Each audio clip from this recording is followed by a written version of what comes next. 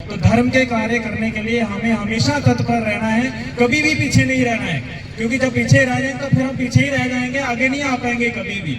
जे हमेशा सोच के चल रहा है, ईश्वर को हमेशा याद रखो और अपना कर्म करो, अपनी आत्मा जो वो ईश्वर के प्रति जोड़ो, अपने गुरु के प्रति सेवा भाव जोड़ना है। ये नहीं बोलना कि गुरु के प्रति हम अपनी आत्मा जोड़ने से क्या कल्याण जरूर होता है, पर गुरु भी आपको नाम देते हैं भगवान का, तो वो नाम जाप कर करके हम भगवान को प्रसन्न करके अगर तो हमारे ऊपर वो कृपा होती है, तो फिर गुरु भी सहायता करते हैं कि कोई शिष्य अगर अच्छा लायक है तो उसके ऊपर कृपा अवश्य होती है। लेकिन आपको उससे पहले कर्म भी कराते हैं, तो कर्म यही जो हमें संसार में है इस तरीके के हमने करने हैं। और जहाँ सलेरी गांव में आए हूँ आप सबके बीच, और आप सब जहाँ पर बैठे होंगे, बहुत अच्छा लग रहा है कि इस मंदिर के कार्य के लिए इतना सहयोग जो आप लोग कर रहे हैं, ये सभी सराहनीय है। लेकिन इसके पीछे एक हमारे सामने खड़े हैं बब्बी जी, जो बिल्कुल पीछे पीछे रहते हैं, वो सामने नहीं आते हैं।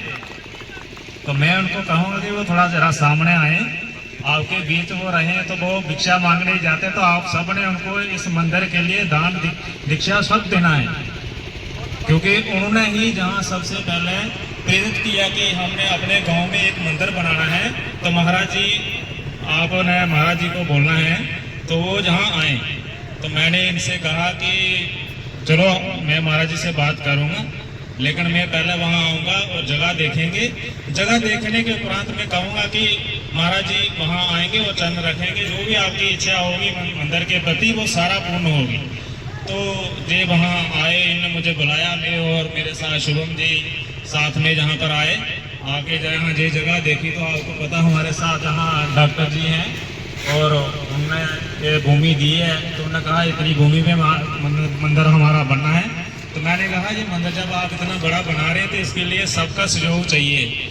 और इन्होंने कहा कि महाराज जी अगर जहाँ चरण रखेंगे तो सबका सहयोग यहाँ जरूर होगा, और हमारे इस गांव में अभी तक मंदिर नहीं है। तो मैंने कहा ये ठाकुर जी की ही इच्छा हुई कि उन्होंने आपके द्वारा जो बुलाया, और महाराज जी जहाँ आएंगे और इसका पत्थर रखेंगे तो आपका मंदिर दिन ब दिन एकदम बनता जाएगा। और एक साल में ये देखो आज लैंडर पड़ रहा है, इतनी बड़ी स्लैब आपने देखा है बहुत कम पड़ती है गांव में खासकर। तो ये सब सुंदरबनी से लेकर के हर जगह नशारा जम्मू और इन्होंने हर पंजाब से भी उन्होंने जहाँ पर सहयोग किया है लोगों ने, उनको भी जहाँ ला करके बताया कि यहाँ मंदिर बना रहे हैं, आप सब जहाँ आए देखें। तो जब महाराज जी जहाँ आए उन्हें काफ़ी अच्छा सत्संग किया, इनसे मिले, इनके घर भी गए, तो इनको आशीर्वाद समझो तभी मिला और आप सब लोगों को भी मिला है। तो आज ये आपके सामने है कि ठाकुर जी का कोई भी कार्य करने के लिए अगर कोई एक व्यक्ति खड़ा हो जाता है तो ठाकुर जी स्वयं अपने आप को सारे कार्य करा देते हैं।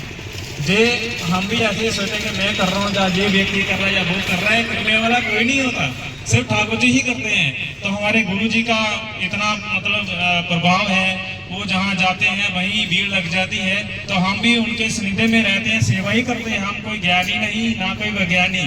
तो बोलने भी मुझे नहीं आता है, आप सबके सामने क्या बोलूँ मैं, क्योंकि पहली बार माइक मेरे को हाथ में दिया है इन लोगों ने। तो चलो ये सब आपका प्रेम है, आशीर्वाद है, मैं यही आशीर्वाद कहूँगा, भगवान से प्रार्थना करूँगा कि ये आपका मंदिर इतना भव्य बने और हमेशा इधर जो भी इस मंदिर के अंदर लोग आ रहे हैं उनकी श्रद्धा मनोकामना पूर्ण होगी। महाराज जी ने ये कहा था कि जैसे ये मंदिर कंप्लीट होगा तो मूर्तियां हम लगाएंगे, तो जितने भी जो इसमें लगेगा वो सब महाराज जी की तरफ से लगेगा। बस आपने ईंट पत्थर जो भी इसमें लगना है ना, वो आप सब ने सहयोग करना है और इसमें जरूर देना है और जल्द से जल्द इसको कंप्लीट करना है। और जब बन के तैयार हो और जहाँ आपकी यात्रा है बाहर से लोग आएंगे मत्था टेकने, उनको मनोकामना पूर्ण होगी। तो ये सब आना है, आपने सहयोग करना है। कोई व्यक्ति ऐसा ना रहे जो इसमें सहयोग ना करे। कल को ये मंदिर बन करके तैयार हो जाएगा, तब आप लोग जहाँ आएंगे देखेंगे मंदिर बन गया, ये हमने यहाँ 10 रुपए देने थे पर दे नहीं पाए, हम किसी कारण से इसमें वंचित रह गए, तो वो नहीं रहना है किसी को भी, ये सब ने देना है यहाँ पर आकर के। और इसी तरीके से ये कार्य आगे भी बनते रहेंगे, चलते रहेंगे। हम सब सहयोग मात्र हैं और हमने कल रहना ना रहना, आप में से भी कोई आपको पता है आज तक जो इंसान के रूप में संसार में आया तो किसी भी रूप में वो नहीं रहा जहाँ, सब चले गए, पर कोई जाते छोड़ के गए। तो यही जाते होती है इंसान दोबारा छोड़ के जाने के लिए। तो धर्म के कार्य करने के लिए हमें हमेशा तत्पर रहना है, कभी भी पीछे नहीं रहना है। क्योंकि जब पीछे रह जाएंगे तो फिर हम पीछे ही रह जाएंगे, आगे नहीं आ पाएंगे कभी भी।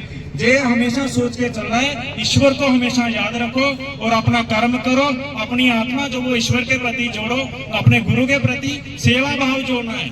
ये नहीं बोलना कि गुरु के प्रति हम अपनी आत्मा जोड़ने से क्या कल्याण जरूर होता है, पर गुरु भी आपको नाम देते हैं भगवान का, तो वो नाम जाप कर करके हम भगवान को प्रसन्न करके अगर तो हमारे ऊपर वो कृपा होती है तो फिर गुरु भी सहायता करते हैं कि कोई शिष्य अगर अच्छा लायक है तो उसके ऊपर कृपा अवश्य होती है, लेकिन आपको उससे पहले कर्म भी कराते हैं। तो कर्म यही जो हमें संसार में है इस तरीके के हमने करने हैं और आगे बढ़ना है और अपने सनातन धर्म को जिंदा रखना है। उसके लिए हमको सबको मिल करके ये कार्य करते रहना है। बहुत बहुत धन्यवाद आपका। बब्बी जी से मैं फिर कहूंगा कि आप हमेशा थोड़े आगे आकर के अपना सहयोग जितना करते ना उसमें इतना आगे भी रहना है आपको। जब आगे रहोगे तो तिलक तभी लगेगा, जब पीछे पीछे रह जाओगे तो फिर पीछे हो जाना है आपने।